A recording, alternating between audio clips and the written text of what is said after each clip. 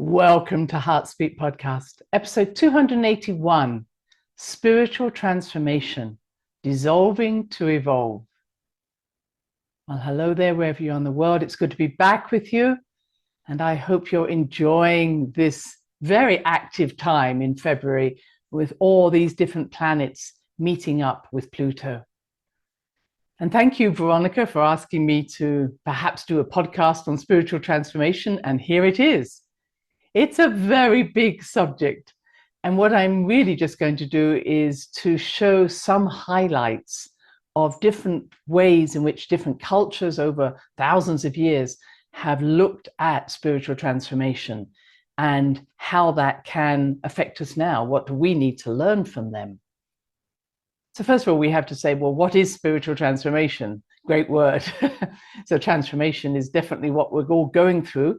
But remembering, I always have to say that transformation is connected to two different facets. One is dying, the next is birth. So transformation comes through entering the cauldron, the wonderful boiling cauldron of Macbeth, allowing something to die away and giving birth to something new. And I would say you could symbolize it through that out breath that I often talk about, breathing out, expiring, dying to the old, and then birthing the new. And I will tell you that the letting go is much tougher than the breathing in, as you may know yourself. But we have symbols of that everywhere in the world. Some of us are living in the winter at the moment, others are in the summer, but there's the seasonal cycles that we experience here on Earth are teaching us always about this. Sometimes there's a time of growth, sometimes there's a time of dying away, sometimes there's a time of going into the darkness.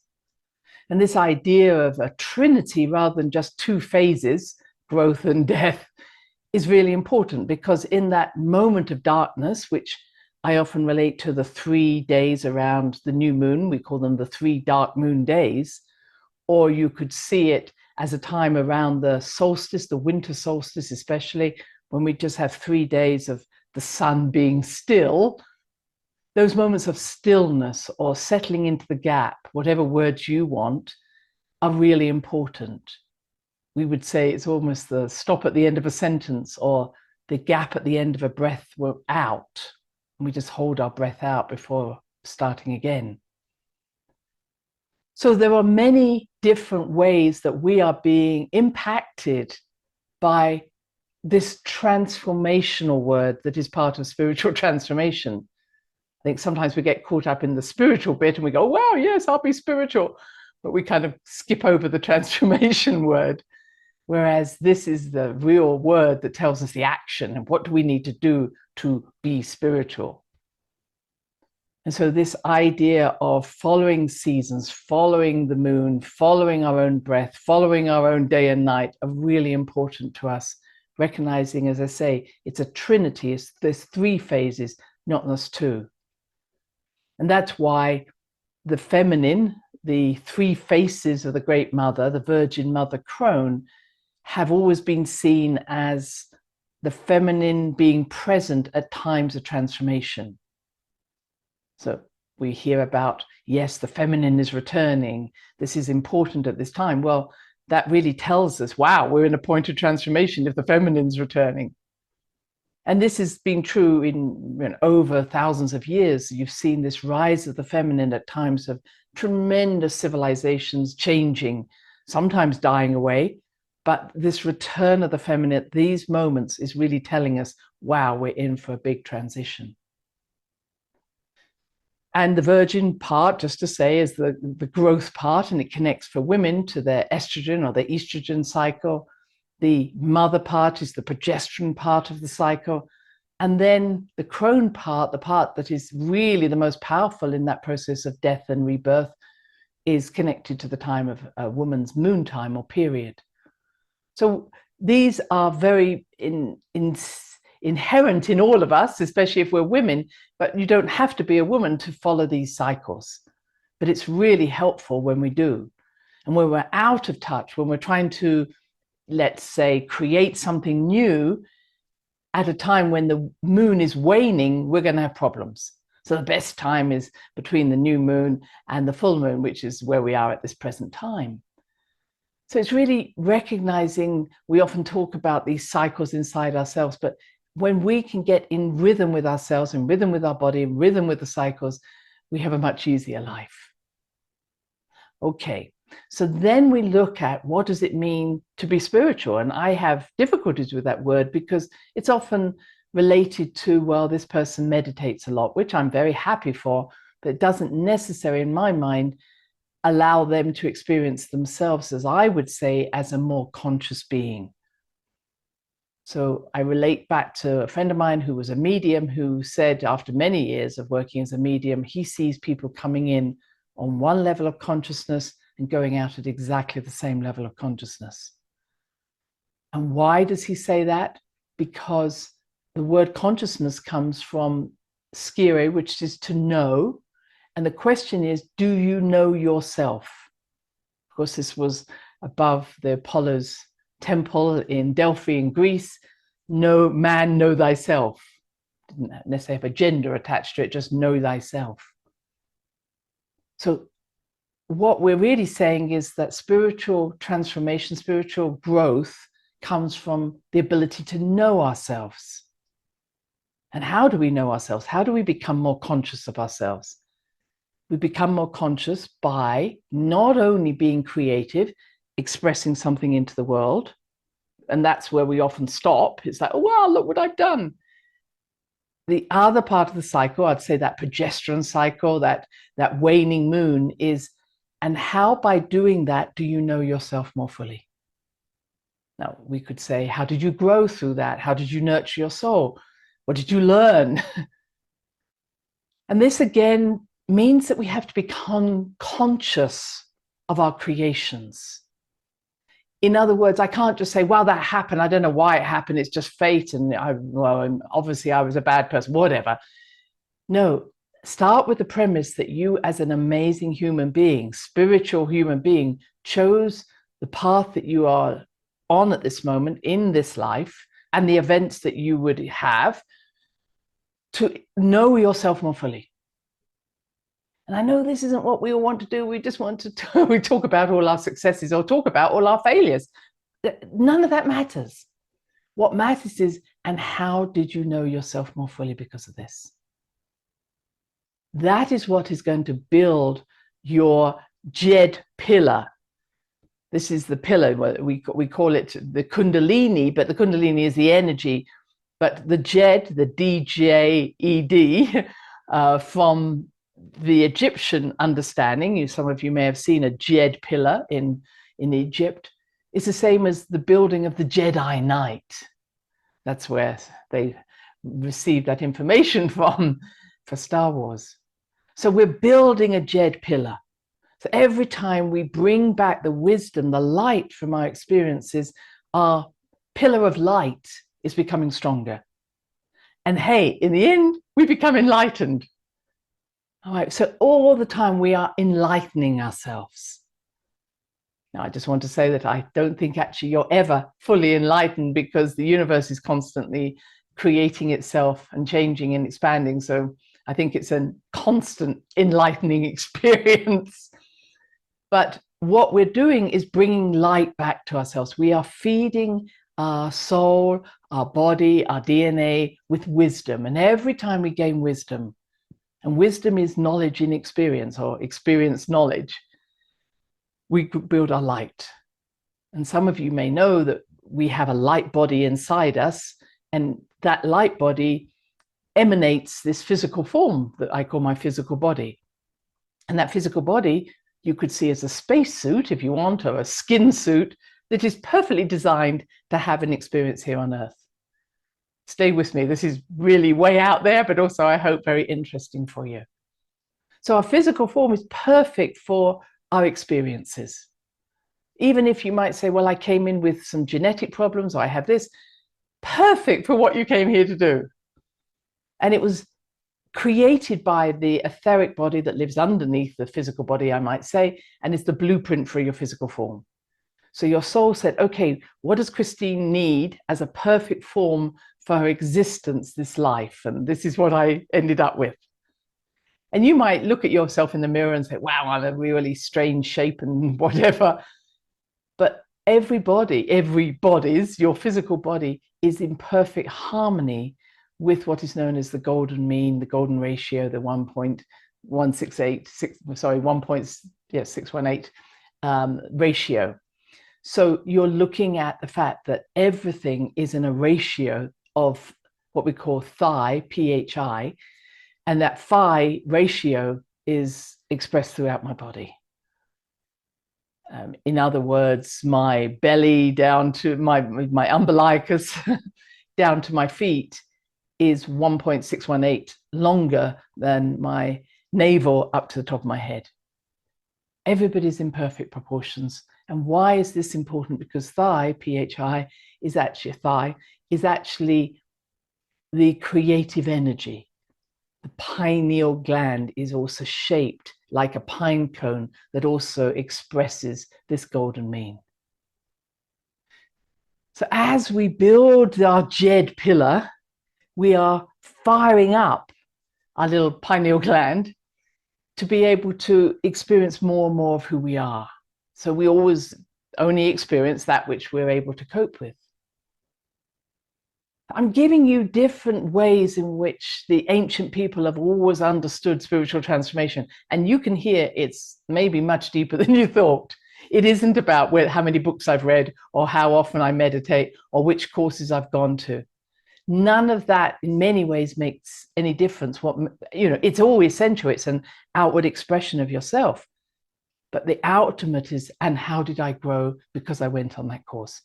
What did I learn about myself because I read that book? How did I expand my light because of that experience? And again, you might say, well, I helped other people. Okay, that's great. And how did that come to help you know yourself more fully? And that's why I often talk about we are a flower with many petals and our soul's in the middle.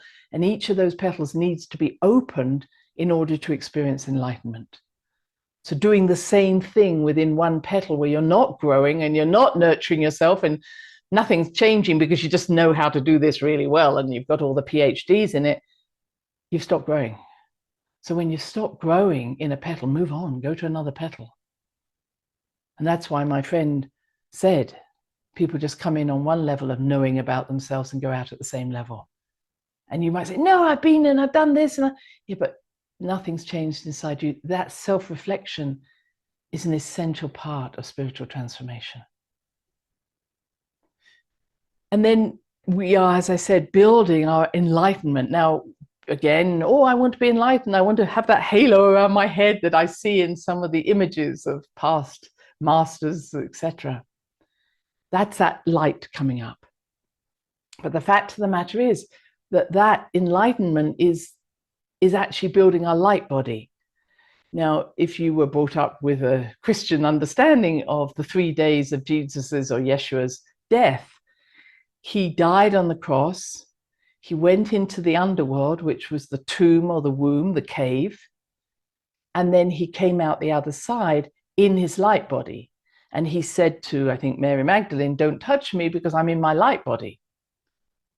And you might say, well, what's the light body? Well, this is that 5th dimension and beyond. Okay, I want to go to the 5th dimension. They all tell me I'm ascending to the 5th dimension. Well, you're already there. Part of you is already there. And I'm going to give a figure. 90% of you is living in that 5th dimension and beyond as your higher self, your oversoul, your connection to source, whatever. You're not living in one dimension. And the more you open up, the more you build your ladder, the more dimensions you'll reach. And there are lots of dimensions. Don't get lost in the 5th. Or even number, I'm in connection to the galactic one or the universal. There are lots of dimensions. And the way of looking at dimensions is really saying there are lots of different countries in the world. And within those countries are different states or counties or whatever, and they're called densities. So there's lots of frequencies, different frequencies within one country. and then lots of different countries. So it's just really, it's like, wow, I can change my frequency. And again, I don't want to say raise, but I can change my frequency to experience myself in other countries or other parts of my country, etc. Don't get hooked too much into this whole idea of I'm at a higher frequency than you are, because that's part of the game. This idea of hierarchical existence, I'm a better person, I'm higher, I'm more elite, is really where we're still locked into a very third and fourth dimensional thinking. That's part of the trap that we're in. So really to say is, we need, if we're going to be on this earth, this particular earth, we're living in a three-dimensional, four-dimensional body mind. On a fifth dimensional being, we actually can't live in this three-dimensional being, in this body. So we'd have to change my spacesuit to a different frequency, and then I can live in a fifth dimensional world in a fifth dimensional body.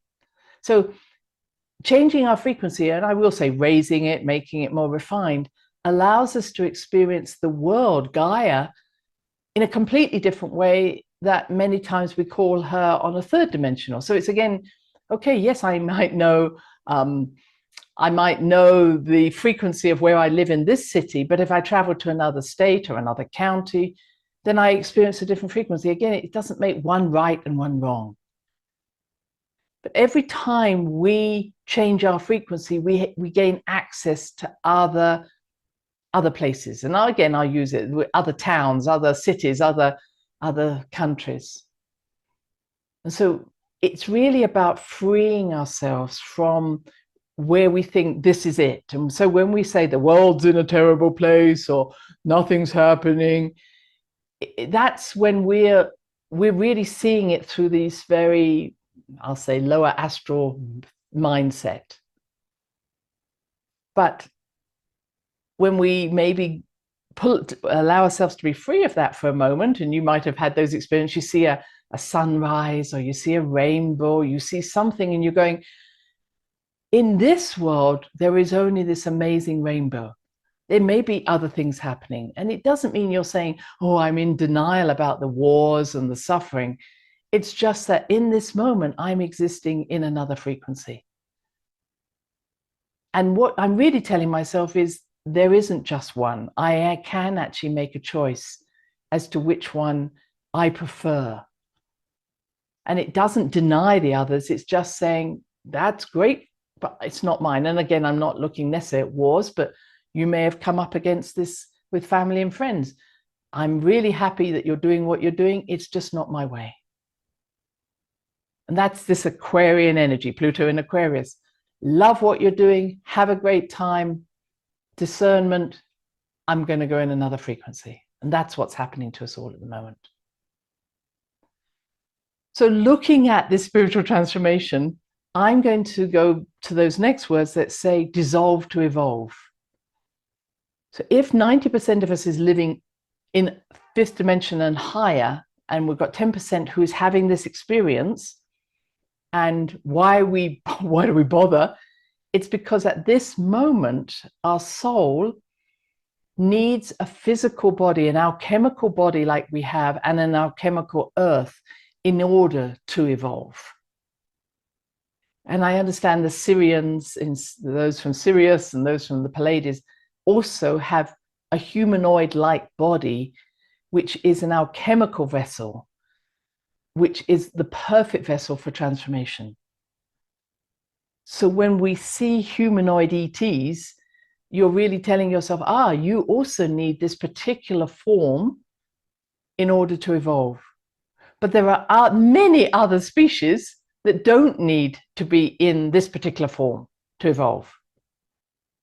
And evolving is not negative. It's literally part of the creative cycles of the universe. So it's just like, oh, I'll go there, I'll go there. So there are other forms that don't need to do that. Hope that makes sense, other species. But at this moment, this is what my soul is experiencing, is being in this body is the perfect vessel for my evolvement and transformation. So those who tell us, oh my God, my physical body is such a bore, or the physical world being in the, no, this is perfect. Lucky you. And what we know is that once you're not in a physical body, it's really tough to know yourself, to evolve. So we're understanding that the spirit world who have passed over, your friends, your family, might be saying, come on, you can do it. Don't come out your physical body yet. This is the place you want to be. Yippee, lucky you. I wish I had a body. I'm nobody. Anyway, you get my meaning. I just wanted to bring that to the fore. So how do we do this? And one part I want to just talk about is the 3 levels of healing, or the 3 aspects of healing that are essential to our transformation and which rise above cultural mythologies are sound, light, and geometry, vibration. I mean, you could say they're all forms of vibration, sound, light, and geometry. And so when I go traveling the world and I go to different sites, you will see, I mean, I'm thinking of Egypt, where so many different civilizations came in and built their own temples or built their own whatever it was at that time, all on the same place. But in essential, energy was never changed. Sometimes it did get a little distorted, like when they moved a temple off a place where it was because they'd built a dam and they put it somewhere else and they say, wow, look, it's still got the energy. No, it hasn't. Because the energy, the vibration isn't coming from the building, it's coming from the earth. And it's coming from the relationship with the earth energies, the dragon energies, the ley lines, and its connection to the sun energy. We could say magnetic and electrical coming together. And beyond the sun, the galaxy, the universe. So the cosmic energy meeting the earth energy creates this amazing place of transformation. We call them power places, sacred places, nodal points. So what their ancient people did was then build their temples on top of all these power places. But the power place was always there. The power point was always there. And in some ways, it dictated what would be built there. So they're not all the same, as I've found. Across the world, you'll have places that maybe where trees grow, or maybe they did build a building, or maybe it had natural rocks in it. So it doesn't have to be something that was built. It can be something that was natural that just happened to grow really well in this place. And any of you interested in this may go and look at my Earth Mysteries videos on YouTube, because this is really what I'm talking about, is these sacred places weren't all the same. And when we can actually embody that place or go into that place, which I've tried to help you to do through my videos, you'll feel like, wow, no, this is different from somewhere else. So some of the places were designed for letting go, especially when you had water around, wells. Water is a great dissolver of energy. Others were for growth, where there were trees, perhaps. So every sacred site was built, if I may say, built or planted on top of what was already there as a specific frequency that had a specific purpose. Sometimes, as I said, it was for growth. Sometimes it was nurturing you. Oh, I feel so loved in this place. Sometimes it was to die, let go, to dissolve.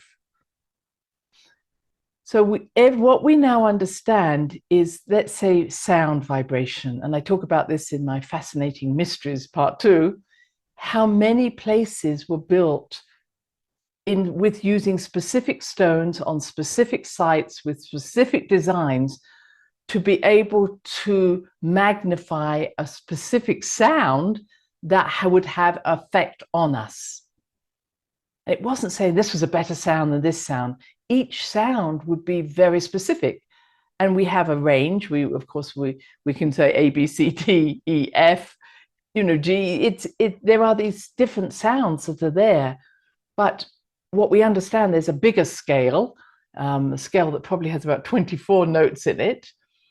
And within those notes, they have different frequencies that allowed us to develop ourselves in various ways. So if you were, and I'm not going to be too specific here, but as I said, with places like the Kennet Long Barrow or the sarcophagus or other places, that frequency of 110 hertz from a very deep voice would allow you to have an expanded consciousness, whereas 432 hertz is very good for your heart, whereas 528 is for your healing. Again, I might not be totally specific, but you understand that there are different notes for different reasons.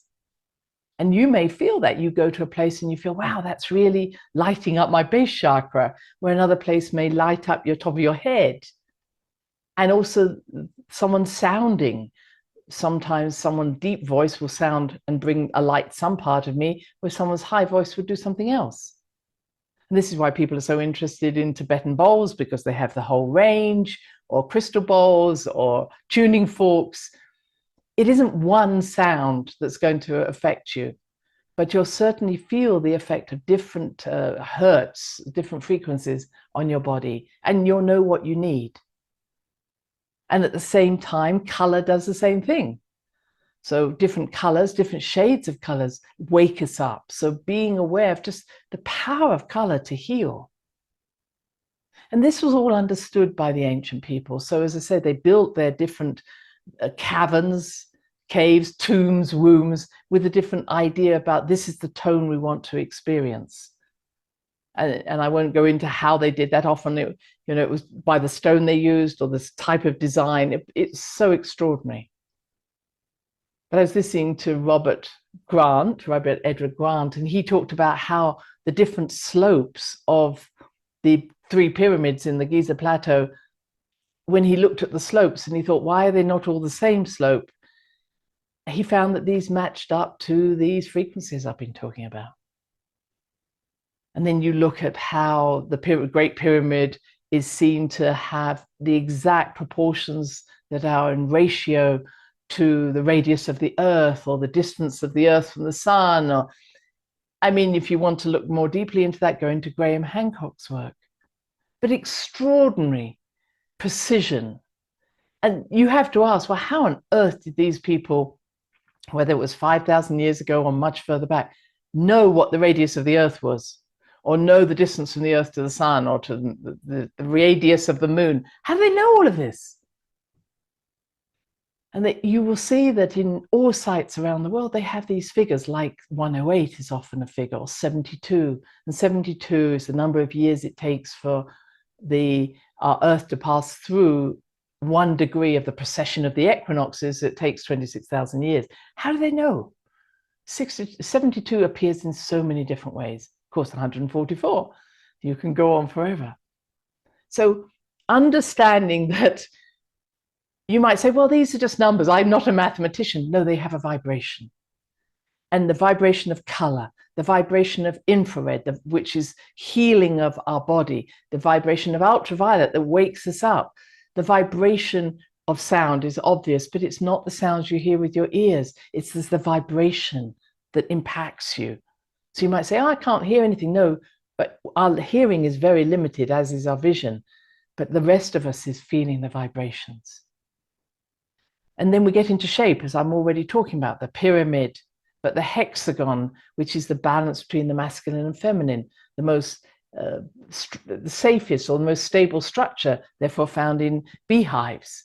We see the pentagon, which is that number of magic, those 5 different sides representing the movement into a magical world. There is no shape that doesn't impact us. And many of the great temples, such as Angkor Wat or the pyramids or other places I've visited, Palenque, are built as a mandala. And a mandala, you may know, is something that is often geometrically symmetrical, but doesn't have to be.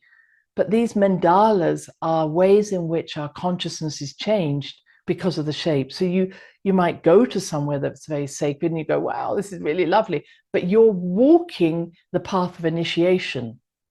You're being advised of how to do this, even though you don't know.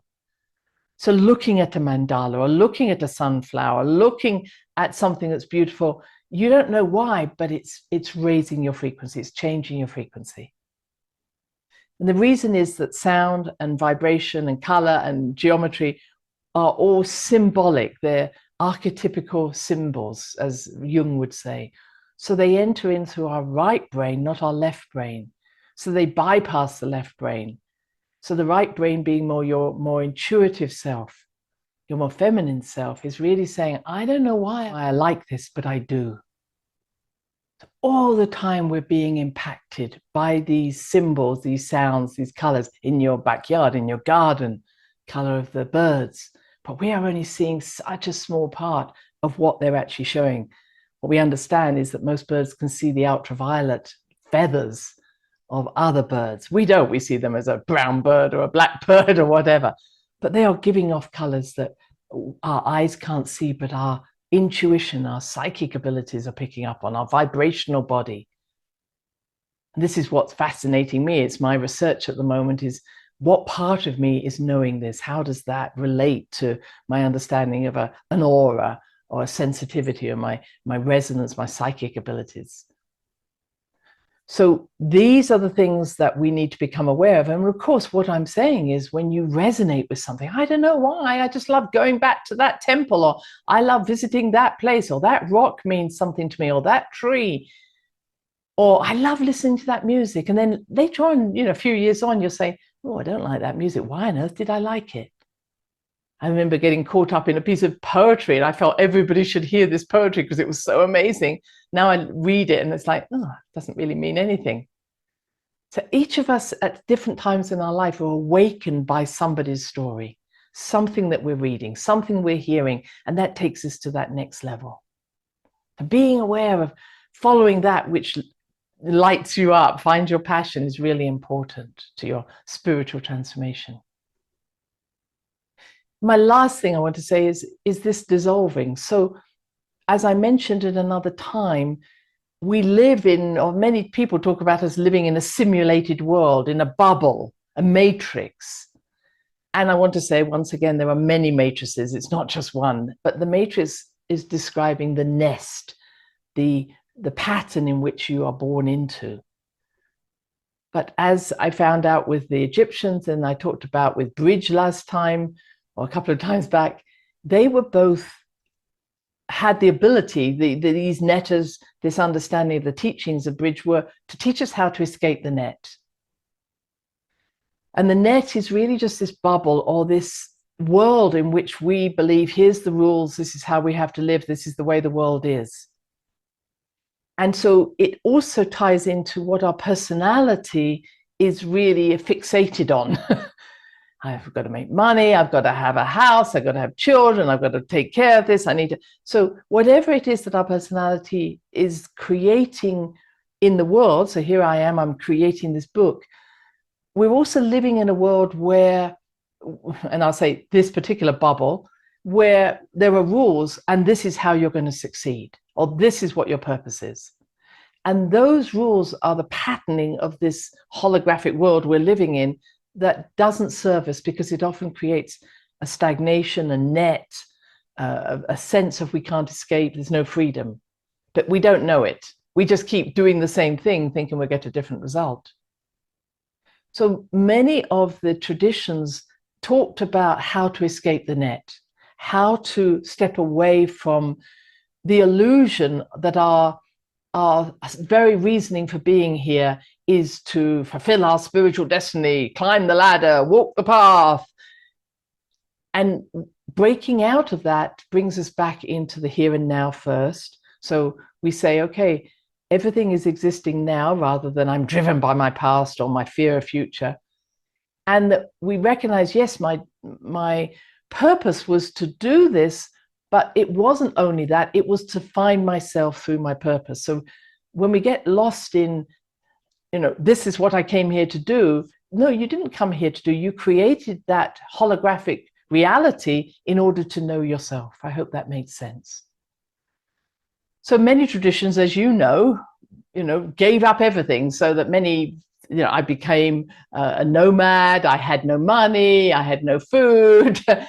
This is how I escaped this external world, or the addiction to the external world, the illusion of the external world. And they said, okay, I'm just going to give up everything. And if you follow anything of Buddha said, well, he came from a very well-off family, and then he became poverty-stricken, and everybody had to feed him. But then he found the middle way, and now I'm back to my Trinity.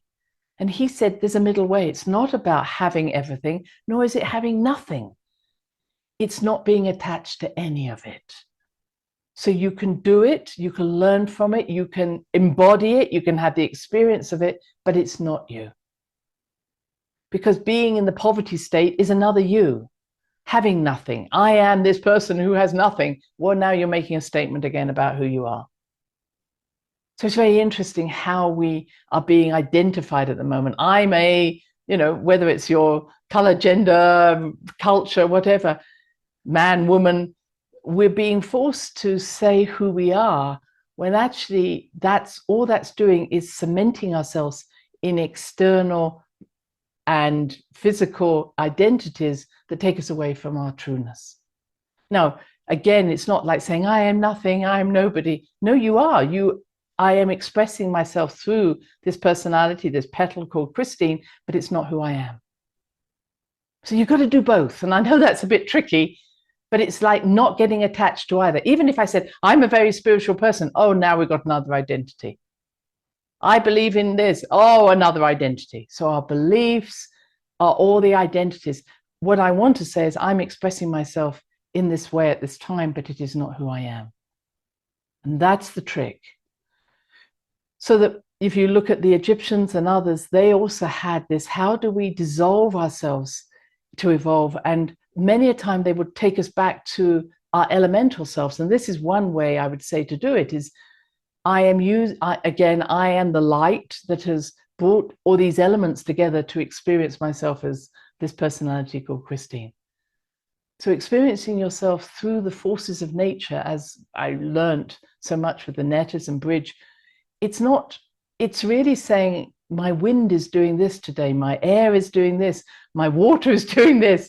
That might sound strange, but it's literally when you recognize it's a combination of things coming together, but they also can dissolve back into the light, is really the power. And I think that's what I've discovered. The elementals, you might call them fairies, are trying to teach us. They know how to move from light into form, but also from form back to light. And that to me is what Yeshua, Jesus, did on his 3 days, what they're all teaching us to do. Yes, become something, but also know that you can dissolve it back in a very free way. That escapes the net. And I just want to finish with a last piece, that there was a symbol called the Tau, T-A-U, and it looks like the Ankh in Egyptian, if you know anything about it, called the key of life. And it was often seen as like, oh, this is just Egyptian. But we found this in Mesoamerica. We found it here in New Mexico. Chaco Canyon has this either T or a T with a circle on top of it. And it was described as that circle is the spiritual world and the T was our physical world. And when they come together, we have enlightenment. And if you think of the T itself, it is made up of this vertical jed, the jed ladder, and then a line, and that line is the pituitary gland or the third eye. So when that vertical energy meets this third eye and they come together, we have enlightenment through the crown chakra. It was teaching us that. And that circle is recognizing that there is no vertical and horizontal, it's eternity. So all of these traditions, whether they were in, as I say, the Americas, whether they were in Egypt, miles apart from each other, all understood that it's not about trying to escape this life in order to be dead. It's actually their fixation was in, how do I live as a light being? How do I live as a spiritual being? Maybe I'll put that word in. What is the key to life, not to death? They weren't interested in how to die. They were saying, when we die to our old self, when we die to our attachments, we experience full life. We become this fully evolved human being. It's not about leaving this world. It's becoming, living on this, whatever we call it, this living on this life, fully conscious. And that's what ascension is. It's not about leaving. It's about dying to what you thought it was in order to experience everything. So I have covered a lot of ground there. I hope that's helped in understanding why we're here. It's very complex. And one of those levels, and I just need to mention this, is that in the center of every evolutionary path is the path of the riddles, the illusion, the breaking the illusion. And that illusion is often to trick us to say, do you really believe who you are? Do you really know who you are? Are you still caught up in the glamour of spirituality? And I had a lovely messenger, Inca messenger called Willaroo, who used to say that one of the parts of it was to bring all that wisdom up through your Jed ladder. But just as you got up here, you went, look, I did it. Your ego talking, and you fell right down to the bottom again. And every time I'm recognizing that there are so many tricks or illusions, I've seen it in temples where everybody's driven to climb up the stairs to the top of the temple because that's where you want to be. But actually the magic happens halfway along, where if you step off those stairs, there's another place where the magic is really powerful. So being aware that many a time it is our spiritual ego, as Alice Bay used to say, or our sense of glamour, look how far I've come, is showing us how far we still have to go. So there is a part of humility, but it's not humility to the point of losing yourself. It's saying, I am not attached to anything and I am everything. And that's how I see you all. Until next time, take care. Bye-bye. Thanks for listening to the HeartSpeak podcast with Dr. Christine Page. Please check out all HeartSpeak episodes in the podcast archive section on www.christinepage.com. HeartSpeak is also available on iTunes, Spotify, Google Podcasts, Tumblr, and now playing on Amazon Music and iHeart Radio. You can also watch the archive podcast on Christine's channel, on YouTube, and now on Rumble. Connect with Christine on Instagram, LinkedIn, and Facebook group, The Great Mother Calling. Do share with family, friends, colleagues. Join us next time for another edition of HeartSpeak.